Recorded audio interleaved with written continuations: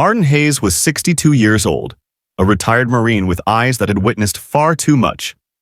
His silver hair was still trimmed in strict military fashion, and he carried a slight limp, the mark of someone who had left pieces of himself on foreign soil over 8 long years.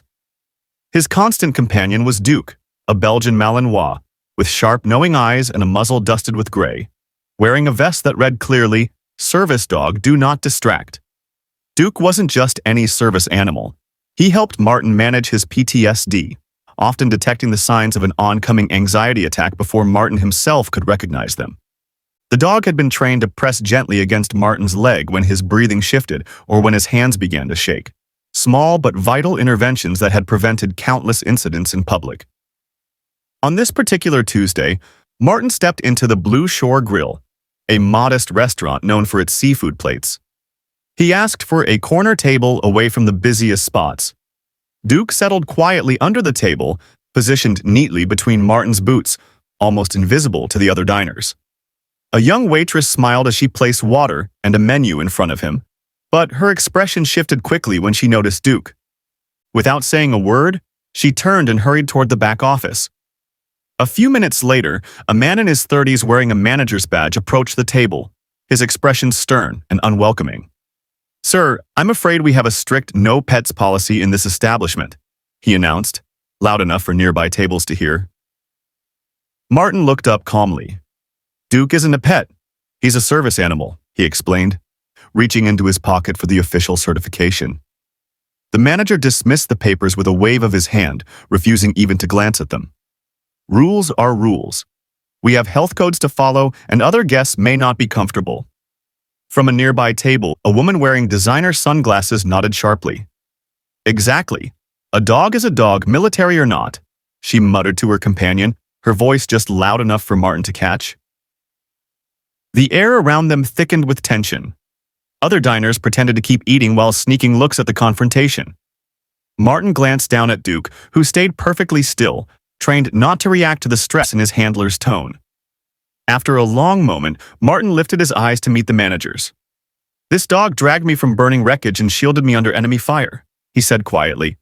"I won't turn him away because someone finds his presence inconvenient." The manager crossed his arms. "Then you know what you need to do." Slowly, Martin stood, dignity unshaken despite the public humiliation. Duke rose instantly in sync, maintaining his place at Martin's side as they made their way out, feeling the sting of countless eyes following them. Outside, an elderly couple who had seen the exchange passed quickly, heads bowed in quiet acknowledgement. The husband met Martin's eyes briefly, offering a flicker of solidarity, but they didn't step in. They had been raised not to make scenes. Near the entrance, a group of college students huddled together, one raising his phone to record. "Look at this. Old guy thinks his emotional support mutt is some kind of war hero," one snickered. Another laughed. "My cousin's got an anxiety hamster. Maybe we should get it a camo vest." Martin heard the remarks but kept walking, his jaw tight. He had endured harsher judgment in Afghanistan than anything a sidewalk full of smartphone jokers could throw at him. He crossed the street to a park bench, settling down with a clear view of the restaurant. From inside his jacket, he pulled out a wrapped sandwich he had bought earlier. Tuna on whole wheat. With practiced care, he split it in half and offered a piece to Duke. "Not what I promised you, buddy, but it'll have to do," he murmured. Duke accepted it gently, eating with the calm restraint of a working dog, his eyes always lifting back to Martin's face for direction. After a few moments of silence, Martin reached into his wallet and carefully removed a worn photograph protected in plastic. It showed a younger version of himself lying on a stretcher, bloodied and half-conscious, while Duke, his coat then darker with fewer gray streaks, stood guard beside him, fur matted with what could only be his handler's blood. Around Duke's neck hung the distinctive tags of Bravo Unit K-9 Division, deployed to Afghanistan's Helmand province. The dog had earned commendations some human soldiers never received. Passers-by moved past the bench without noticing the quiet exchange between man and dog, unable to see the helplessness and pain in Martin's eyes. "Thrown out again, aren't we?" he whispered, tucking the photo away. Duke responded by resting his head gently on Martin's knee, the same steady gesture he had offered in desert outposts and American parks alike. Loyalty, after all, knew no borders. A young mother tugged her curious child along, murmuring warnings about strange men with dogs. Martin pretended not to notice. He was used to being seen as something between a curiosity and a threat. Glancing at his watch, he noted it was nearly time for Duke's medication. The dog had taken shrapnel in the same explosion that had wrecked Martin's leg. They shared pain routines the way they shared everything else. As they sat together, a city bus rumbled past, its side plastered with an advertisement that read, "Honor our veterans. They fought for your freedom." Martin couldn't help but register the irony. Duke couldn't speak, but he had saved lives and never once abandoned his partner, whether in the middle of gunfire, contempt, or ridicule. "If you believe a four-legged soldier deserves respect too," typed Duke. 2 hours later, inside the Blue Shore Grill, the lunch rush had begun to taper off when the door opened and 5 men in marine dress blues entered with crisp precision. They didn't glance around for empty tables or scan the specials board. They moved in formation straight to the host station. Conversations quieted as diners noticed the uniforms. A child pointed. A businessman lowered his phone mid-call. The Marine at the front, a captain with the name tag Donovan on his chest, stepped to the counter and presented his identification. "I'm Captain Mark Donovan, commanding officer of Bravo Unit, 1st Marine Special Operations Battalion. I'm looking for Martin Hayes and his service dog, Duke." The manager from earlier appeared from the back office, his eyes widening at the sight of the Marines. They left," he stammered, suddenly aware of the many phones now lifted to record the scene. "A couple of hours ago." Captain Donovan's expression stayed composed, but his voice carried across the restaurant. "Mr. Hayes saved 4 men in my unit during an ambush outside Kandahar. His dog, Duke, has more confirmed rescues than most combat medics. In our records, Duke holds the rank of sergeant and has been awarded the Navy and Marine Corps Medal." He paused, letting the weight of his words settle. "And your establishment just turned away an American hero." No one moved. The woman who had earlier sneered about military dogs now stared into her glass of water, her face flushed. A waiter stood frozen mid-step, pitcher suspended in his hand. One of the Marines lifted his phone. "We'll be issuing a notice about this incident through our Veteran Support Network. 15,000 members across the state. They'll know exactly how veterans are treated here." The manager stepped forward, raising his hands. "There's been a misunderstanding. We didn't know."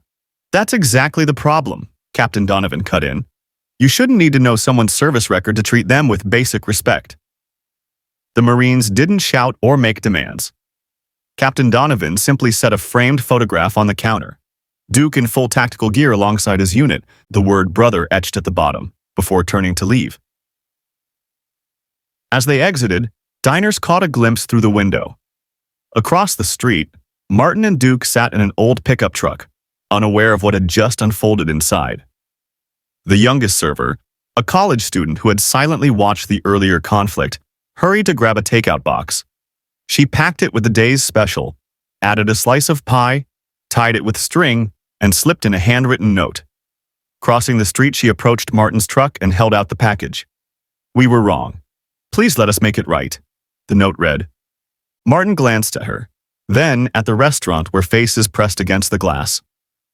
After a moment's pause, he accepted the food with a small nod. Not forgiveness, not judgment. Simply acknowledgement that an attempt at amends had been made. As the young woman walked away, she overheard him murmur to Duke, "What do you think, buddy? Should we give them another chance?" The dog's tail thumped once, a soldier's measured reply to a potential ceasefire. 1 week later, a new sign appeared in the window of the Blue Shore Grill. "We proudly welcome all veterans and their service companions." Beneath it hung a framed collage of military working dogs from World War II through Afghanistan. Outside the restaurant, the local veterans organization held a small ceremony, presenting Duke with an honorary medal engraved "Four-Legged Warrior Above and Beyond." The dog sat at perfect attention throughout, breaking position only when Martin gave the release command. Children from a nearby elementary school had made thank you cards for both Martin and Duke. One small boy approached cautiously, looking up at Martin with wide eyes. "Does he understand when people say thank you?" the child asked, pointing to Duke. Martin knelt despite the stiffness in his leg.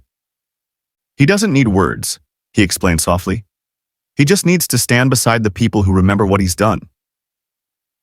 The restaurant's manager had resigned the day after the Marine's visit, leaving behind a handwritten note for the owner. "Thank you for teaching me what rule books couldn't. Respect isn't about following policies. It's about recognizing worth in others." The owner herself, the daughter of a Vietnam veteran, quickly put new measures in place. All staff would undergo mandatory training on service animals and the Americans with Disabilities Act. More importantly, she arranged monthly community dinners where local veterans could share their experiences. Martin and Duke soon became regulars, always seated at the same corner table, now adorned with a small American flag and a plaque that read, "Martin and Duke Bravo Team, never forgotten."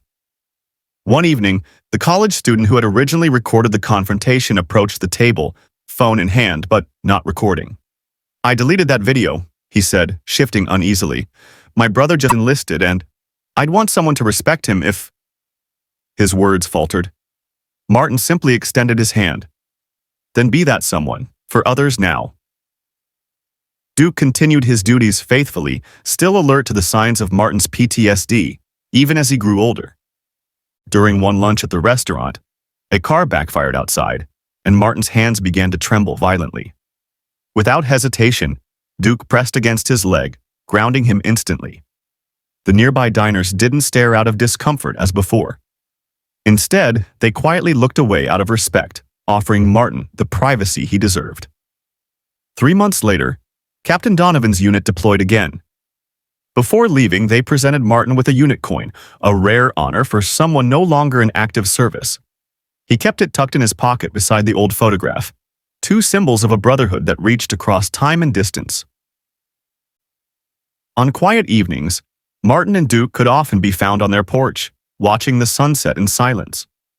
Their wordless bond carried memories of blistering desert heat, the deafening roar of explosions, and the unmistakable whistle of bullets slicing too close.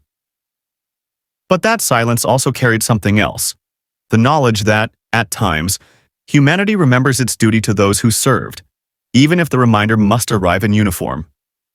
Not everyone who wears a uniform is a hero, but anyone who stands beside a comrade, even if that comrade walks on 4 legs, is no coward. You might forget this story in a few days, but if it isn't retold, history stays silent forever. Subscribe to Real Legend Stories where justice, kindness, and memory are guarded to the very end.